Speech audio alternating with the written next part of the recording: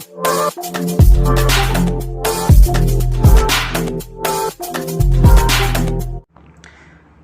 Welcome friends, मैं देवेंद्र कुमार और आप देख रहे हैं डीके एजुकेशन हब। आज अपने पास एक एनाटॉमी एंड फिजियोलॉजी में से एक कार्डियोवैस्कुलर सिस्टम में से एक टॉपिक है जिसका नाम है ईसीजी या electrical changes in the heart और कार्डियक साइकिल। वीडियो पर जाने से पहले, टॉपिक पर जाने से पहले, अगर आप चैनल पे नए हैं तो चैनल को सब्सक्राइब कर लीजिए और वीडियो को लाइक कर देना और कमेंट सेक्शन में ज़रूर बताना कि आपको वीडियो कैसा लगा। तो आइए टॉपिक की बात करते एक बार। तो टॉपिक के अंदर क्या है, कार्डियक साइकिल की आज अपने स्टडी करने वाले हैं। इलेक्ट्रिकल चेंजेस जो हार्ट के अंदर जो कंडक्शन सिस्टम चलता है उसके दौरान मैंने पहले प्रीवियस वीडियो में पढ़ा दिया है कि कंडक्शन सिस्टम के अंदर इलेक्ट्रिकल चेंजेस होते हैं जो हार्ट का जो है ऑटोरिदमिसिटी की वजह से हो रहा है। तो उन इलेक्ट्रिकल चेंजेस को आज अपने ईसीजी के रूप में पढ़ने वाले हैं। और ईसीजी यहाँ पे दो फुल फॉर्म मैंने लिख रखी है, इलेक्ट्रोकार्डियोग्राम और इलेक्ट्रोकार्डियोग्राफ। ईसीजी इलेक्ट्रोकार्डियोग्राम और इलेक्ट्रोकार्डियोग्राफ का दोनों का मतलब क्या क्या होता है। इलेक्ट्रोकार्डियोग्राम जो हार्ट के अंदर जो कंडक्शन सिस्टम के दौरान जो इम्पल्सेज है वो जनरेट हो रही है उनको बोलते हैं इलेक्ट्रोकार्डियोग्राम। और उन्हीं इम्पल्सेज को अगर अपने इंस्ट्रूमेंट्स के थ्रू या कोई पेपर के ऊपर एक ग्राफ के रूप में शो करवाते हैं या उनको दर्शाते हैं स्टडी करने के लिए तो उसे बोलते हैं इलेक्ट्रोकार्डियोग्राफ। पेपर के ऊपर शो करने के लिए बनाया गया ग्राफ इलेक्ट्रोकार्डियोग्राफ है और जो कंडक्शन सिस्टम के अंदर हार्ट के अंदर चल रहा है वो इलेक्ट्रोकार्डियोग्राम है। बाकी की स्टडी अपने ईसीजी ग्राफ के ऊपर करेंगे। इलेक्ट्रोकार्डियोग्राफ को है जो अपने हैं ग्राफ के रूप में एक बार दर्शाते हैं कि इसके अंदर कौन कौन से रीजन होते हैं और कौन कौन से ये जो ग्राफ के अंदर जो फ्लक्चुएशन आ रहे हैं वो फ्लक्चुएशन कैसे कैसे अपने डिनोट करते हैं। तो पहला जो फ्लक्चुएशन होता है वो पी वेव होती है, इसे पी वेव बोलते हैं। दूसरा फ्लक्चुएशन होता है वो क्यू आर एस कॉम्प्लेक्स बनता है। और जो लास्ट वन कॉम्प्लेक्स होता है वो कॉम्प्लेक्स नहीं होता, सॉरी, जो फ्लक्चुएशन आ रहा है वो होता है टी वेव। इन्हें वेव के रूप में दर्शाते हैं। वेव यानी इनका जो फ्लक्चुएशन जो ग्राफ के अंदर शो हो रहा है, एक ये सीधी लाइन होती है जिसके अंदर फ्लक्चुएशन आते हैं वो वेव बन रही है, वो एक फ्लक्चुएशन शो कर रही है, इसलिए इन्हें T wave, P wave, Q R S complex के रूप में यहाँ पे बताया जा रहा है। अभी इसकी स्टडी अपने डीप करते हैं, थोड़ा एक बार इसको मैं क्लियर कर लेता हूँ। चलो अब अपने टॉपिक पे वापस आते हैं। मैंने यहाँ पे 3 डायग्राम बना रखे हैं बोर्ड के ऊपर। एक जो है हार्ट का कंडक्शन सिस्टम का पाथवे है वो दर्शा रहा है, दूसरा ईसीजी का है और तीसरा एक सर्कल बना रखा है जिसके अपने अंदर कार्डियक साइकिल को शो करेंगे। कंडक्शन सिस्टम के पाथवे के साथ साथ में अपने ईसीजी को क्लियर करेंगे और उसके बाद अलग से एक कार्डियक साइकिल को भी बताएंगे। कंडक्शन सिस्टम में कई कंपोनेंट्स इन्वॉल्व होते हैं, मैंने प्रीवियस वीडियो में ये पढ़ा दिया आपको। कंपोनेंट कौन कौन से इन्वॉल्व होते हैं, एसए नोड इन्वॉल्व होता है, एबी नोड इन्वॉल्व होता है, इन दोनों के बीच में इंट्रानोडल पाथवे होता है वो इन्वॉल्व होता है। फिर इसके बाद में बंडल ऑफ हीज इन्वॉल्व होता है, बंडल ऑफ हीज की right and left branches involve होती है। फिर इसके बाद में पुरकिंजे फाइबर्स होते हैं जो वेंट्रिकल्स के चारों ओर फैले हुए होते हैं। ये सब चीज़ें अपने पहले के वीडियो में पढ़ चुके हैं। आज अपने इस कंडक्शन सिस्टम को साथ में लेते हुए ईसीजी को बनाएंगे और इलेक्ट्रिक कार्डियक जो चेंजेस हो रहे हैं वो दर्शाएंगे। जो इलेक्ट्रिकल चेंजेस वो हार्ट के अंदर जो शो हो रहे हैं उनको एक ग्राफ के रूप में दर्शाते हैं, उसे बोलते हैं इलेक्ट्रोकार्डियोग्राफ या इसकी शॉर्ट फॉर्म है ईसीजी। और अगर वो कंडक्शन सिस्टम के अंदर हो रहा है उसको अपने बोलना हो तो उसे बोलते हैं इलेक्ट्रोकार्डियोग्राम। तो इसके अंदर दर्शाते हैं, पहले जो एसए नोड होता है, एसए नोड से यहाँ से इम्पल्सेज निकलती है। उन इम्पल्सेज से निकलने की वजह से वो इम्पल्सेज यहाँ पे स्प्रेड होती है एट्रियम के ऊपर। यहाँ पे एट्रियम होते हैं, यहाँ वेंट्रिकल्स होते हैं। ये राइट साइड का हो गया, वो लेफ्ट साइड का पोर्शन हो गया। अभी राइट साइड में एट्रियम के ऊपर एसए नोड से निकली हुई इम्पल्सेज है वो वहीं पे स्प्रेड होगी तो एट्रियम के अंदर कॉन्ट्रैक्शन करवाएगी। अभी कॉन्ट्रैक्शन के साथ साथ में कई वर्ड और है जो यहाँ पे डिनोट कर देता हूँ मैं। कॉन्ट्रैक्शन, कॉन्ट्रैक्शन का ईसीजी के अंदर जो वर्ड लेने वाले हैं वो है डीपोलराइजेशन। डीपोलराइजेशन मतलब जो पॉजिटिव चार्जेस हैं उनका कलेक्शन होना या डीपोलराइजेशन, या जो नेगेटिव चार्जेस हैं उनका पॉजिटिव चार्जेस की ओर मूव करना। नेगेटिव चार्जेस से पॉजिटिव चार्जेस की ओर अगर इलेक्ट्रिकल इम्पल्सेस मूव कर रही है तो उसे बोलते हैं डीपोलराइजेशन। वही होता है कॉन्ट्रैक्शन और मेडिकल टर्मिनोलॉजी के अंदर इसे बोलते हैं सिस्टोल। ये लाइन याद रखना, ये वर्ड इंपॉर्टेंट है, ये ध्यान में रखना। तीनों वर्ड जो ईसीजी के अंदर बहुत ज़्यादा काम में आने वाले हैं। अब जब यहाँ से इम्पल्सेस निकलेगी तो राइट एट्रियम पे जाएगी, जब तक ये इम्पल्सेस एवी नोड तक पहुंचेगी उतनी देर में एट्रियम का कॉन्ट्रैक्शन करवा चुकी होगी, या आपने कह सकते हैं कि डीपोलराइजेशन या सिस्टोल करवा चुकी होगी। अब वो इम्पल्सेस जब वो एवी नोड पे पहुंच गई, इस प्रोसेस को होने में जो ऐसे नोड से एवी नोड के ऊपर जो इम्पल्सेस जा रही है, सिस्टोल हो रहा है, डीपोलराइजेशन हो रहा है, एट्रियम का कॉन्ट्रैक्शन हो रहा है, इस प्रोसेस को होने में जो टाइम पीरियड लगता है वो लगता है 0.1 सेकेंड। और 0.1 सेकेंड कार्डियक साइकिल के अंदर अपने बाद में दर्शाएंगे, उससे पहले अपने ईसीजी के साथ में इसको रेगुलेट करके देखते हैं। जब ये ऐसे नोड से इम्पल्सेस निकली, एट्रियम को कॉन्ट्रैक्शन किया, तो वो पहला फ्लक्चुएशन जो अपने को दिख रहा है, जो ग्राफ के अंदर जो पहला फ्लक्चुएशन अपने को दिख रहा है, वो फ्लक्चुएशन होता है एट्रियल सिस्टोल का, या एट्रियल डीपोलराइजेशन का, या एट्रियल कॉन्ट्रैक्शन का। तो यहाँ पे हम नीचे यहाँ पे लिख सकते हैं कि ये जो फ्लक्चुएशन यहाँ पे दिख रहा है, ये जो प्रोसेस हो रही है, ये ग्राफ के अंदर जो फ्लक्चुएशन आया है, ये जो है एट्रियल डीपोलराइजेशन का है या एट्रियल सिस्टोल का है, ऐसे लिख सकते हैं अपने, जिसको अपने पी वेव से डिनोट करते हैं। ये होती है P wave. P Q R S complex और टी वेव, इनका कोई जो नेम लेटर है इनसे कोई मतलब नहीं है। वैसे ये ग्राफ के अंदर जो शो हो रहे थे, इनको एक फिक्स देने के लिए इनको जो है डिनोट किया गया यहाँ पे। बाकी इनके P Q R S complex है और इनका कोई मतलब नहीं है। जो एट्रियल सिस्टोल है या एट्रियल डायस्टोल है या एट्रियल डीपोलराइजेशन है, इनसे कोई मतलब नहीं है। बस P wave, Q R S complex और टी वेव, ऐसे इनको डिनोट किया गया ताकि इनको स्टडी करने में आसानी हो। अभी जो अपने आगे बढ़ते हैं, पी वेव तक एट्रियल सिस्टोल करवा दिया। अभी जो क्यू आर एस कॉम्प्लेक्स है इसके बारे में देखते हैं। क्यू आर एस कॉम्प्लेक्स जो होता है, अभी जो यहाँ से जो इम्पल्सेज है एवी नोड पे आ गई, एवी नोड से जब निकलेगी और बंडल ऑफ हिज के अंदर चलेगी, तब यहाँ पे किसी चीज़ का भी कोई कॉन्ट्रैक्शन नहीं होगा, किसी चीज़ का कोई एट्रियल डायस्टोल या सिस्टोल कुछ नहीं होगा। वहाँ पे एट्रियल जो है सिस्टोल वो हो चुका है पीछे।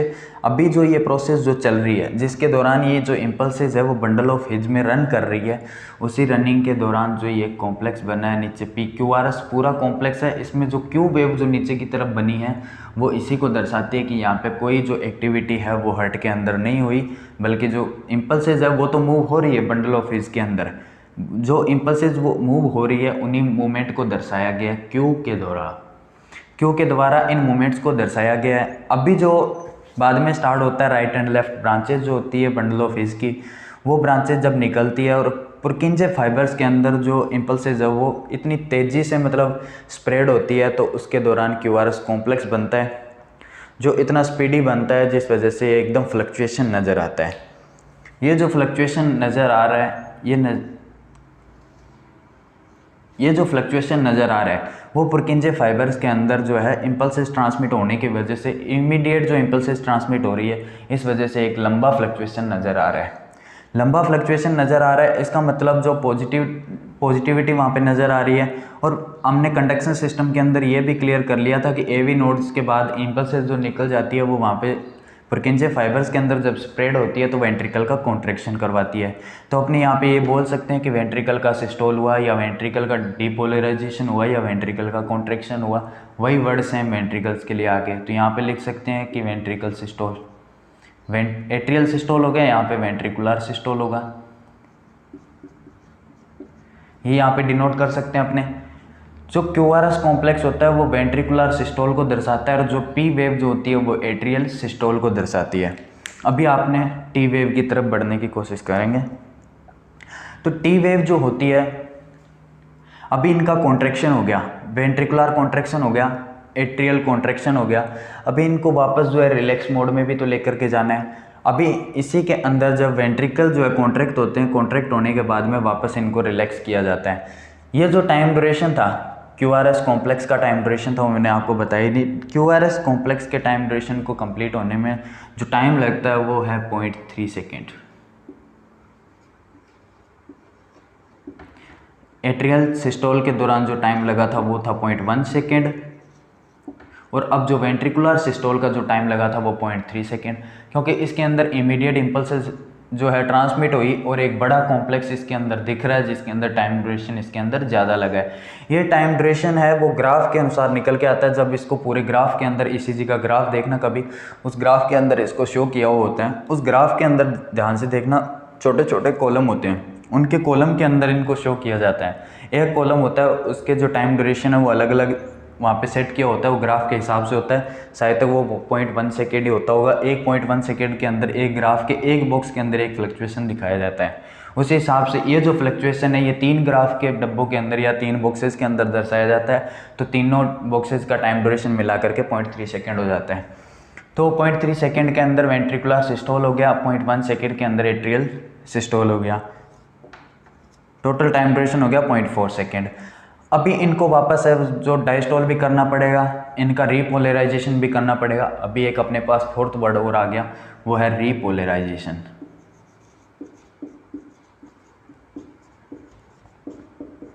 रीपोलराइजेशन का यहाँ पे क्या मतलब होता है? पोलराइजेशन वर्ड जो है उसका मतलब होता है न्यूट्रल, मतलब इसके अंदर कोई कॉन्ट्रैक्शन नहीं है। ये जो सेल्स है या कुछ भी है उसके अंदर जो चार्जेज है वो जीरो हो रखे हैं या नेगेटिव चार्जेज हो रखे हैं। अब इनको पॉजिटिव करते हैं तो वो डीपोलराइजेशन हो जाता है। अगर डीपोलराइजेशन से वापस उसको नेगेटिव करते हैं या रिलैक्स मोड में लेकर के आते हैं तो पोलराइजेशन की तरफ बढ़ रहे हैं। जैसे यहाँ पे पोलराइजेशन था, इससे डीपोलराइजेशन आपने कर दिया, पोलराइजेशन से डीपोलराइजेशन कर दिया। पहले पोलराइजेशन था, जो एट्रियम था वो डायस्टोल कंडीशन के अंदर था, इसका पोलराइजेशन था और अपने उसको सिस्टोल दिया, उसको इंपल्सेस ट्रांसमिट की, एसएन नोड से इंपल्सेस निकली तो उसका डीपोलराइजेशन हो गया, यानी वो कॉन्ट्रैक्ट हो गया। कॉन्ट्रैक्ट होने के बाद में अब वापस उनको रिलैक्स करना है तो वापस उसी स्टेज के अंदर लेकर के आ रहे हैं तो पोलराइजेशन को रीपोलराइजेशन बोल देंगे। ये वर्ड आपको क्लियर हो गया, इसलिए यहाँ पे रीपोलराइजेशन वर्ड आया। अभी इनका सबका क्या है, रीपोलराइजेशन करना है। तो एट्रियम का रीपोलराइजेशन है वो बाद में बताऊंगा, पहले वेंट्रिकुलर का रीपोलराइजेशन बताता हूँ। अभी जब QRS कॉम्प्लेक्स बना, वेंट्रिकुलर सिस्टोल हो गया, अब इनको वापस रिलैक्स करेंगे ताकि जो एक साइकिल है वो पूरा कंप्लीट हो जाए और दोबारा से ये साइकिल है वो रिपीट हो। तो वेंट्रिकुलर जो डायस्टोल है उसकी वेव होती है टी वेव। ये जो टी वेव यहाँ पे शो हो रही है ये होता है ventricular diastole, ventricular diastole. Diastole का स्पेलिंग मिस्टेक हो सकता है, वेंट्रिकुलर डायस्टोल हो गया। अब ये पूरी प्रोसेस है। अब वेंट्रिकुलर डायस्टोल का टाइम ड्यूरेशन है वो होता है 0.4 सेकेंड का। ये भी ग्राफ के अंदर ही शो किया हुआ है। ये जो टी वेव होती है 4 बॉक्सेस के अंदर वहाँ पे ग्राफ के अंदर रिप्रेजेंट की जाती है, इसलिए 0.1 सेकेंड के हिसाब से एक बॉक्स का टाइम देखें तो 4 बॉक्सेस का 0.4 सेकेंड टाइम ड्यूरेशन वहाँ पे कंप्लीट हो गया। अब टोटल जो टाइम ड्यूरेशन निकल के आएगा वो होगा 0.4 सेकेंड प्लस 0.4 सेकेंड पहले का था 0.8 सेकेंड। एक कार्डियक साइकिल को कंप्लीट होने में 0.8 सेकेंड का टाइम ड्यूरेशन लगता है, ये अपने बोल सकते हैं। 0.8 सेकेंड का टाइम ड्यूरेशन लग गया। पहले पी वेव आई, QRS कॉम्प्लेक्स हुआ, टी वेव बनी। पी वेव का एट्रियल सिस्टोल से लेना देना था, QRS कॉम्प्लेक्स का लेना देना वेंट्रिकुलर सिस्टोल से था, और जो टी वेव थी उसका वेंट्रिकुलर डायस्टोल से लेना देना था। अब जो इतना ये तामझाम था वो हो गया। अब भी एट्रियम का जो सिस्टोल हुआ था या डीपोलराइजेशन हुआ था, इसका रीपोलराइजेशन कब हुआ? इसका भी रीपोलराइजेशन हुआ, क्योंकि इसको भी तो वापस डायलेट करना पड़ेगा। अगर कॉन्ट्रैक्ट रह गया तो इसके अंदर ऊपर से सुपीरियर वेना केवा ब्लड लेके आएगी, नीचे से इन्फीरियर वेना केवा ब्लड लेकर के आएगी। अगर ये कॉन्ट्रैक्ट रहेगा तो वो ब्लड डालेंगे कहाँ पे? और जो इधर का लेफ्ट जो एट्रियम है इसके अंदर जो राइट पल्मोनरी वेन है और लेफ्ट पल्मोनरी वेन है, वो जो ब्लड लेकर के आएगी वो ब्लड डालेगा कौन फिर यहाँ पे जब कॉन्ट्रैक्ट रहेंगे? तो इनका भी तो यहाँ पे डायस्टोल करवाना पड़ेगा। इनका भी डायस्टोल होता है जब ये एट्रियल सिस्टोल होता है 0.1 सेकेंड का। उसके बाद से ही ये बीच में जो कॉम्प्लेक्स बना है QRX, ये कॉम्प्लेक्स की जो इम्पल्सेस होती है वो इतनी इमीडिएट होती है और इतनी मतलब इंटेंसिटी के साथ होती है कि मतलब जो ग्राफ के अंदर या जब जो भी मशीन है, जो भी इंस्ट्रूमेंट है, उनसे अपने बॉडी के अंदर जो हार्ट की इम्पल्सेस है या ECG को डिनोट करते हैं या देखते हैं, उससे शो करवाते हैं, उसके अंदर जो है एट्रियल जो डायस्टोल होती है उसकी इम्पल्सेस दिखाई नहीं देती, क्योंकि ये QRS कॉम्प्लेक्स की इम्पल्सेस इतनी इमीडिएट और फास्ट होती है। इसकी वजह से वो इम्पल्सेस इसके पीछे अपने को दिखाई नहीं देती है, उसको रीड नहीं कर पाती, वो इंस्ट्रूमेंट है वो रीड नहीं कर पाता, जो ECG इंस्ट्रूमेंट होता है वो। तो वो जो है एट्रियल का जो डायस्टोल हो रहा है वो होता है यहाँ से पी वेव के बाद स्टार्ट होता है, पी वेव के बाद स्टार्ट होता है और टी वेव तक होता है। पी वेव से स्टार्ट हुआ, टी वेव तक हुआ, और इसके अंदर जो टाइम ड्यूरेशन लगा वो टाइम ड्यूरेशन कितना लगा, 0.3 सेकेंड का ही लगा, क्योंकि QRS कॉम्प्लेक्स हो रहा है उसी के दौरान उसका डायस्टोल हो रहा है। तो ये क्या हो गया, जो 0.3 सेकेंड का टाइम ड्यूरेशन है इसको एट्रियल डायस्टोल होने में लग गया। उसके बाद जो है टोटल टी वेव होगी, टी वेव साथ में होगी, वो वेंट्रिकुलर डायस्टोल करवा रही है। अभी atrial diastole plus ventricular diastole दोनों का टाइम ड्यूरेशन मिलाकर के जिसे बोलते हैं पूरा कार्डियक डायस्टोल।